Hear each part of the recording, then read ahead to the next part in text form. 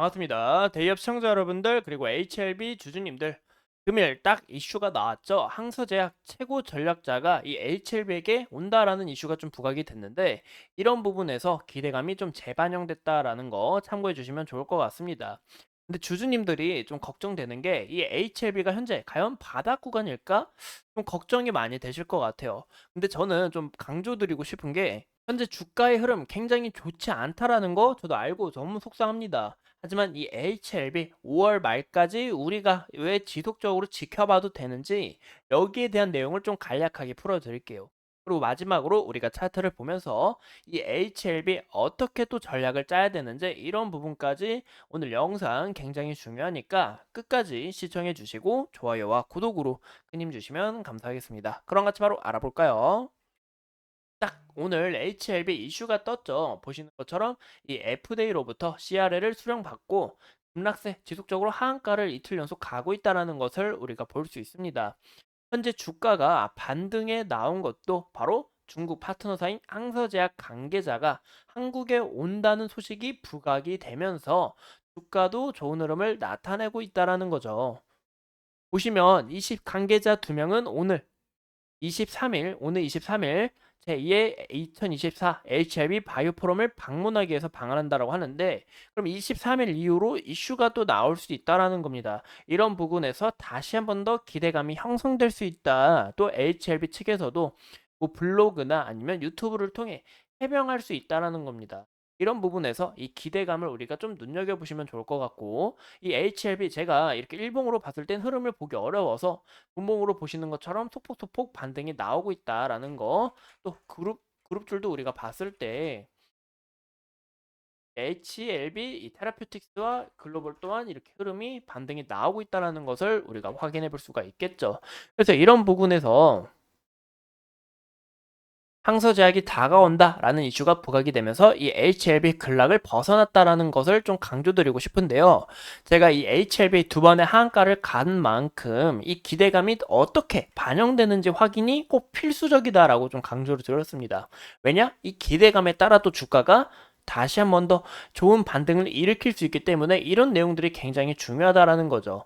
현재 보시는 것처럼 이 HLB 관계자 또한 이 CMC 문제, 제조 공정의 문제를 파악만 한다면 언제까지 제어가 신청서를 제출할 수 있을지 알게 되는 부분이기 때문에 이런 부분에서 제가 6개월이 걸릴 수도 있다고 했고 12개월 아니면 18개월, 36개월까지 걸릴 수 있다라고 강조를 드렸었죠. 그래서 이런 부분에서 이 23일 이후에 이 추가적으로 어떤 문제인지 블로그에 좀 작성을 해주고 유튜브나 작성을 해주고 우리가 언제까지 뭐 1년이든 6개월이든 3개월이든 언제까지 하겠다라는 부분이 강조가 된다 하면은 이런 부분에서 다시 한 번 더 기대감이 반영될 수 있다는 것을 우리가 참고해 주시면 좋을 것 같습니다. 그래서 현재 우리가 좀 걱정되는 게 이 HLB 같은 경우 이 CRL 발행을 하고 신약허가 불가가 되면서 우리가 이슈를 알 수 없고 언제까지 과연 기다려야 되는데 이런 의구심으로 좀 주가가 하한가를 간 게 아닐까 싶어요. 현재 CMC 문제 관련해서는 뭐 2주 이내 우리가 해결할 수 있다 이런 자신감이 나왔지만 우리가 이런 여부는 체크 상황이 필요하고 왜냐 HLB의 과거 모습이 너무 그랬기 때문에 과거의 흔적들이 너무 그런 행보를 보여줬기 때문에 이런 여부를 우리가 체크를 하셔야 되고 제가 말씀드린 거 싶은 것처럼 이 미국의 자회사 엘라바 테라퓨틱스가 있습니다. 이 엘라바 테라퓨틱스 또한 이 FDA 출신 이 임원들이 포진되어 있는데 이 CR의 발행 좀 우리가 긍정적으로 고쳐줄 수 있다. 또 이번에 최대한 빨리 이 EIR, 이 실사 보고서를 제출하겠다라고 이야기를 했죠. 이런 부분에서 우리가 다시 한 번 더 기세감이 형성될 수 있다는 것을 좀 강조드려서 참고해주면 좋을 것 같습니다. 근데 제가 이 HLB를 5월 말까지 왜 지속적으로 보셔야 되냐라고 이야기를 드렸냐면 이번 아스코가 공개가 되기 때문이에요. 이번 아스코 5월 31일 날 개최가 되는데 개최가 되고 6월 4일 날 끝납니다.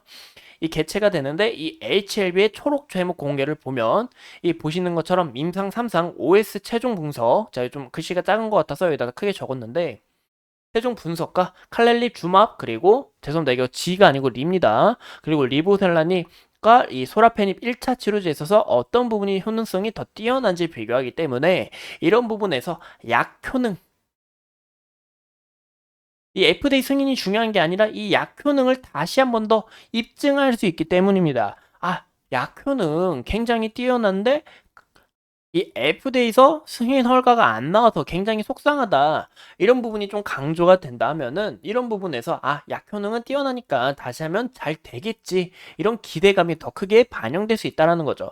근데 저는 좀 참고드리고 싶은 게 5월 31일 날 개최가 된다 하지만 이 흐름이 이 주가가 기대감을 미리 선반영으로 하잖아요. 그런 부분에 있다 보니까 5월 31일 전에 좀 우리가 주목해야 되지 않을까라는 거 좀 강조드리고 싶어요. 그래서 이런 내용들 참고해 주시면 좋을 것 같고, 이 HLB 같은 경우 오늘 소폭소폭 이렇게 반등하는 모습을 우리가 확인해 볼 수가 있는데, 보시는 것처럼 거래 대금 지속적으로 많이 터져주고 있는 거 우리가 확인해 볼 수가 있겠죠.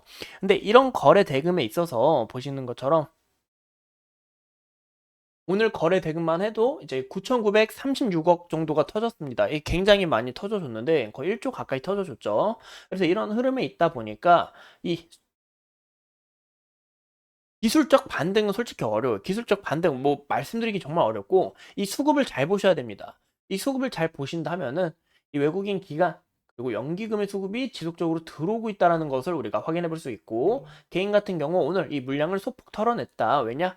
어제 하한가를 가면서 주가가 오늘 소폭 반등이 나온 만큼 여기에 있어서 더 추가적으로 떨어질까 이런 우려와 이런 부분에서 소폭 올라간 만큼 물량을 덜어냈다라는 것을 우리가 확인해 볼 수가 있겠죠.